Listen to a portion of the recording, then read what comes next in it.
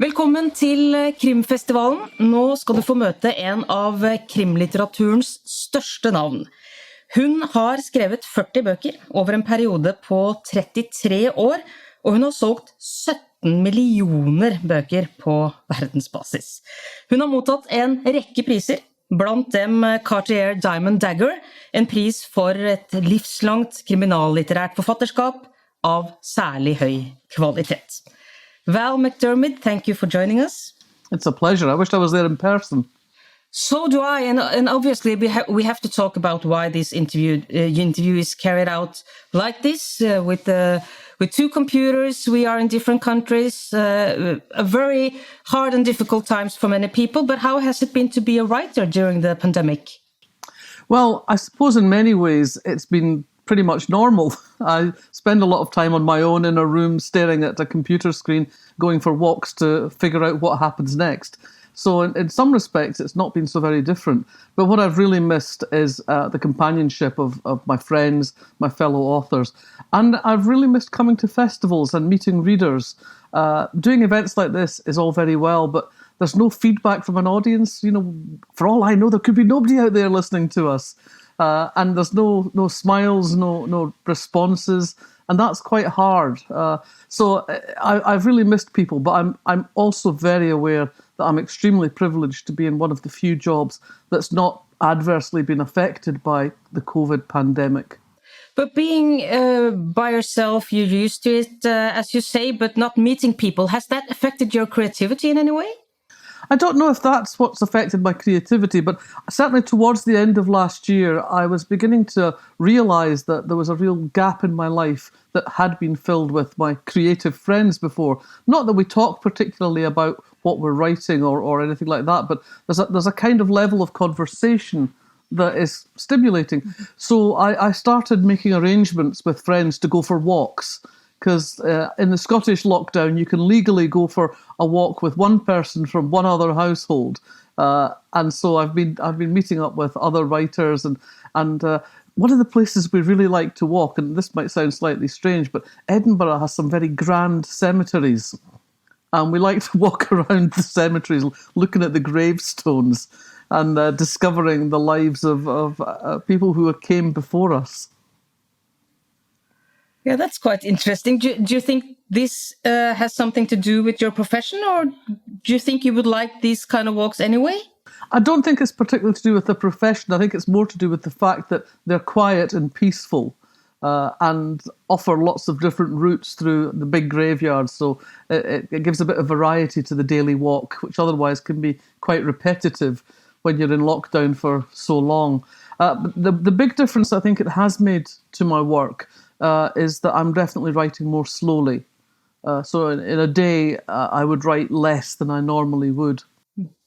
Before we leave the pandemic, you actually did a radio serial, didn't you, about the global pandemic some years ago? Yeah. And that happens a lot. I mean, fiction is ahead of time. Yeah, I think that I'm going to stop writing about bad things happening because they keep happening in the real world. I did a radio drama serial called Resistance, which came out of a collaboration with the Wellcome Trust, which is a medical charity that does an awful lot of medical research as well. And they were very happy with the outcome, and they wanted me to turn it into a novel. And I was like, oh, I've already done that. I don't want to do it twice. So we're doing it as a graphic novel. And I worked with a young American artist called Catherine Briggs. And Resistance will be coming out as a graphic novel in the US and the UK in May. Oh, wow, this year? Yeah, this year. It was ready to go last year, but at that point, everything was very uncertain. We didn't have any sense of light at the end of a tunnel. It just looked very frightening and difficult to predict. And I didn't want to put a book out there in the middle of that has such profound impact. So I hope this year now people are feeling more hopeful. Many people like me have had their first vaccine. So there is a sense of possibility, I think, opening up for us again. You have been a writer for so many years. Do you have a set writing routine? Not really. I go to my desk probably about 10:30, 11 o'clock in the morning. and I start to try and put words on the page. I always start by revising what I'd done the day before. So sometimes I throw a chunk out, or I add a piece, or just change words here and there. And then I start the day's work. And I tend to work in short chunks, about 20-minute bursts. I'll sort of write frantically for 20 minutes, and then I'll do something else.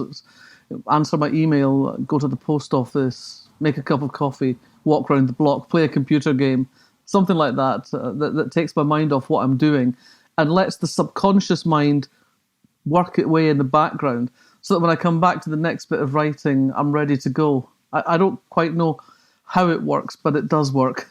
What kind of computer games do you play? I play a lot of stupid little ones on my laptop, time management games. I also play proper games on my Xbox as well, but that's for the evening. The early evening is proper gaming. Obviously, both characters and plot are important in a crime novel. Do you have the way you come up with a plot, has that changed during your 30-something years in writing? The process of preparation for writing the story has changed. When I started out, I felt that plot was my weakness that I really needed to work on. And so early in my career, I would look at other people's novels, writers whose narrative skills I respected, writers that ranged from Reginald Hill to Robert Louis Stevenson, Ruth Rendell, Margaret Atwood, Jane Austen, and essentially unpick their novels almost scene by scene to see how they'd done it. And then before I started writing the book, I would map it out chapter by chapter, scene by scene, and then write my way through it. Now I write much more freely, and I think that's something to do with having more confidence in my ability to manage a narrative. So I think before I start, that there's a lot of preparation goes on in the back of my head, which is mostly done when I'm out for a walk and have conversations with myself about how the story's going. I don't know much in detail. I tend to know, I know what the outcome is, I know what the story's about, and I'll usually know 2 or 3 crucial turning points along the way. But that's it. Then I just go and hope for the best. But one thing is very clear from the first development of the idea, and that's whose story is this? It's exactly what you say. Character and plot are a biofeedback system. They're intertwined. Plot feeds character, feeds plot, feeds character. So when I'm thinking about a story idea, I know very quickly whether it fits an existing series or whether it's going to have to be a standalone. And talking about characters, Val, I would think being a writer is pretty much about walking in someone else's shoes some of the time. How do you get to know your characters? How do you get to know how they talk and walk and think? I have conversations with them. Really, I go for walks with them. I think about what I need them to do in this book or this story. What's their place in this story? What does their character have to do? And then I think about what would be the story, the backstory of someone who behaves in one particular way rather than another. I think, why would you do this sort of thing rather than that sort of thing? What is it about your history, your personality?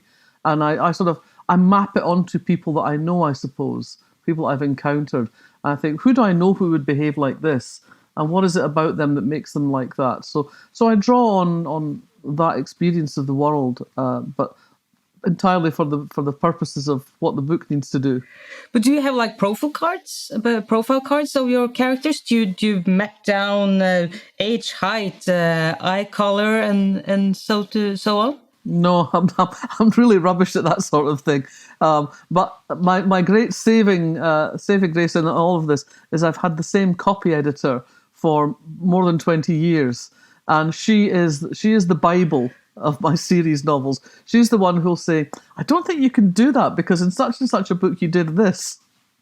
So she's my goalkeeper.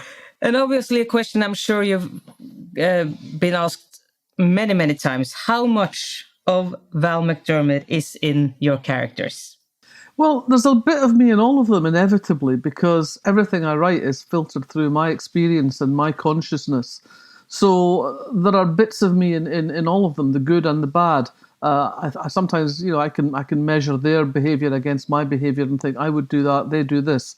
But sometimes it's very much a case of, in this particular aspect, our personalities are similar. So yeah, I would do that, but she's got to do something different. So I have to figure that one out. It's a mistake I think people sometimes make when they look at the surface of a character. Karen Perry is Scottish. She comes from Fife.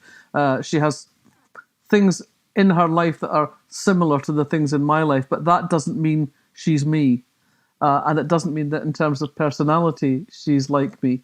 So there are characters who probably resemble me more, but everybody's got something of me in them. Yeah, and I guess for readers, it's easy to think that things that your characters love and hate would be the same for you. And you mentioned Karen Perry. She's a big gin lover. Yes. Are you? I hate gin. I can't drink gin. I had an unfortunate experience with gin when I was an undergraduate. I got horribly... Haven't we all? But I was so ill the next day, and that even to this day, the smell of gin makes me feel faintly ill. So, and the unfortunate thing, of course, is that sometimes when I go to a festival or I go to a bookshop, they read the books and they say that Karen loves gin, so they think that it would be a lovely gift to give me a nice bottle of gin. So we keep getting bottles of gin, which my partner is a professor at St Andrews University, and her department are very grateful for the gifts of gin. So they might give you a list now for what things to give your characters in books to come. Val, we also have to talk about your love for forensic science. You wrote a non-fiction about it. It's very present in your novels. How do you integrate fascinating facts in your novels when it comes to forensic science? Well, in a way, again, there's been a matter of serendipity. My career has essentially gone in lockstep with the development of modern forensics. The first case using DNA in the courtroom was in 1986, and my first novel came out in 1987. So from the beginning, it's always been there, a sort of presence on my shoulder. This is something that's developing. This is something that's growing.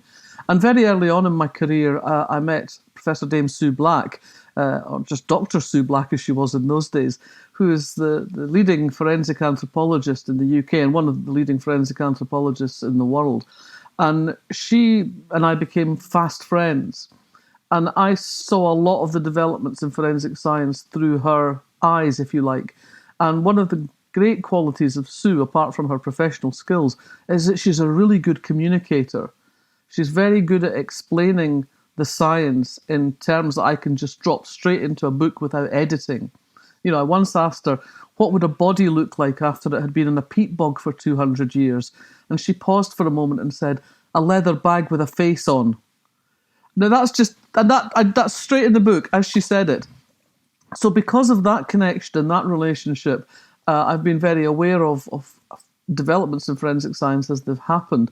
And because Sue and other forensic scientists that I've met over the years are very good at communicating their subject, it becomes quite straightforward in a way to integrate it into the books. And the joy of the scientists is that they love what they do. So they're always delighted to tell me about new developments. And I think, oh yeah, I could use that. And so I go to a phone call or a meeting with one question, and in the course of that, they'll tell me 5 other things that I can think, I must use that, I could use that, I know how I can use this. So for me, it's been a great resource. The danger, of course, is that you fall in love with the science at the expense of the storytelling. And sometimes I have to rein it back, throttle back and say, no, you can't do that because it's too complicated. But I've actually used it to good effect in another area as well. We made a television series last year called Traces, which is a television drama set in Dundee in Scotland about a group of forensic scientists who basically read the show. And the reason that I decided to make this series was because all the forensic scientists I know get so cross with the way that they're portrayed, particularly on television and film, as being, scientists who can cover every discipline in 10 minutes. And so we decided that, I mean, the real thing is dramatic enough. Real forensic science has lots of wow moments.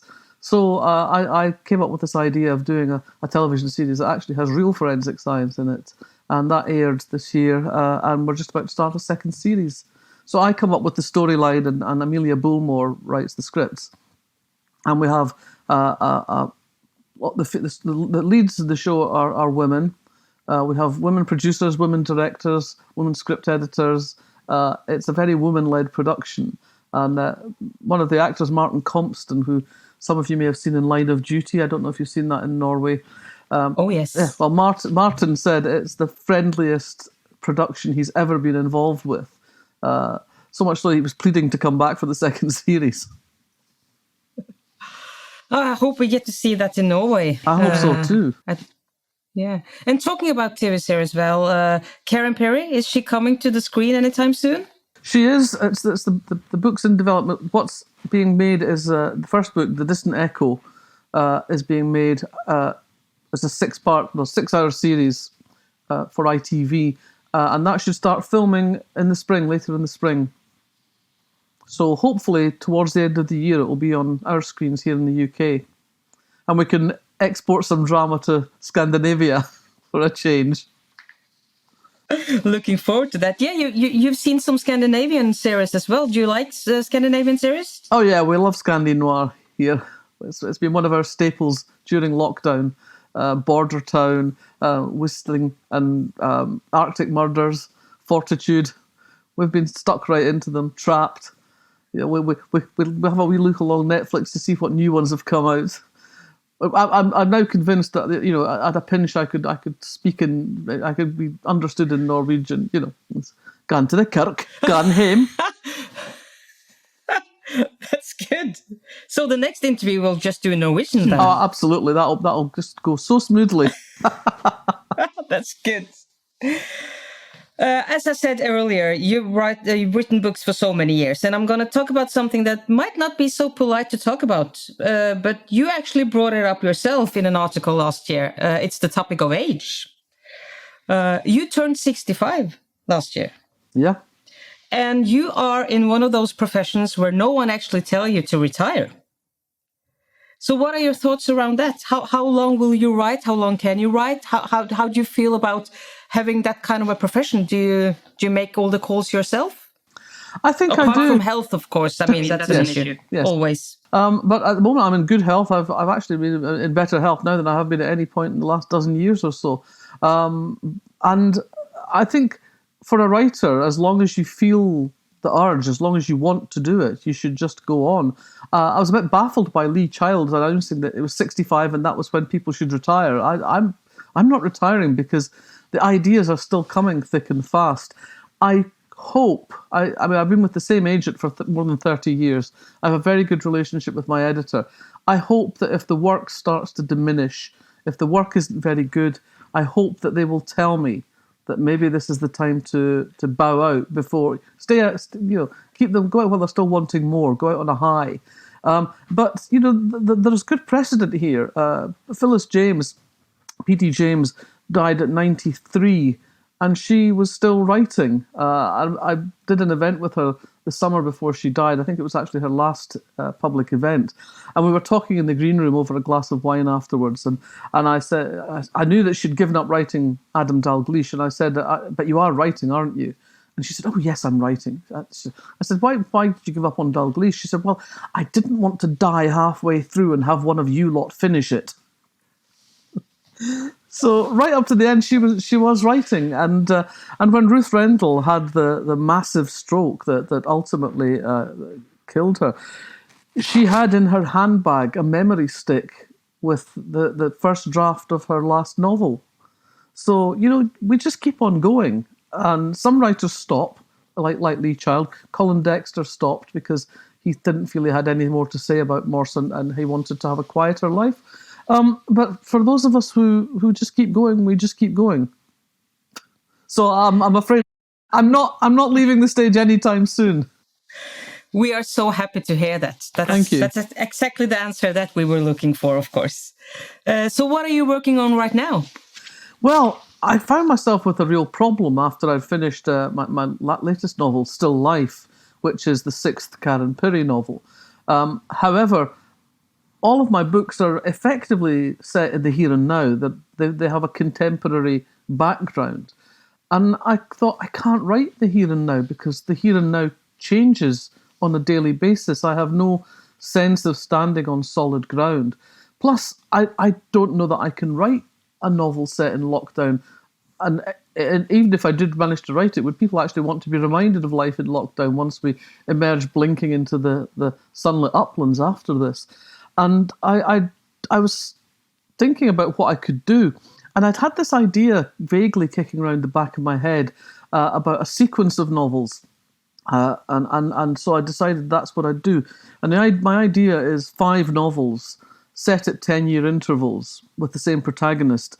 So 1979, 1989, 1999, 2009, 2019. And so at the moment I'm writing 1979, which is great because I know what happened in 1979. And it was a very interesting year for us. It began with blizzards and a terrible winter, snow that went on for weeks and weeks.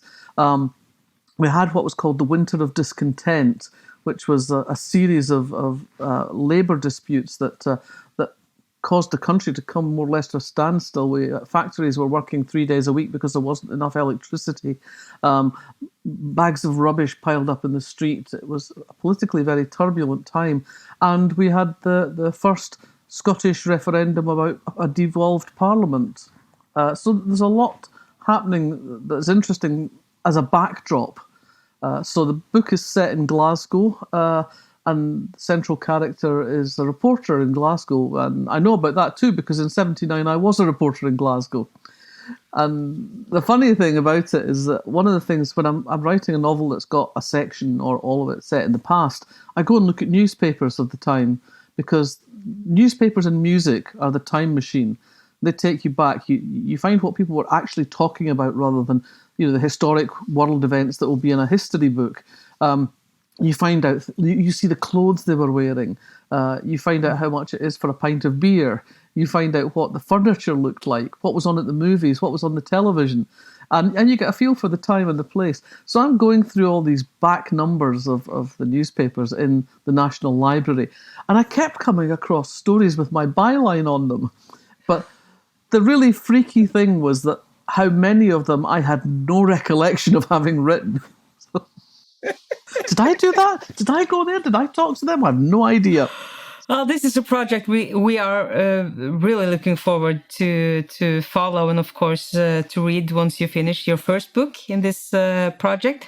Well, it's been so nice talking to you. I mean, we could sit there for hours, but unfortunately we can't. I think you have things to do. But thank you so much for joining us. It's been an absolute pleasure.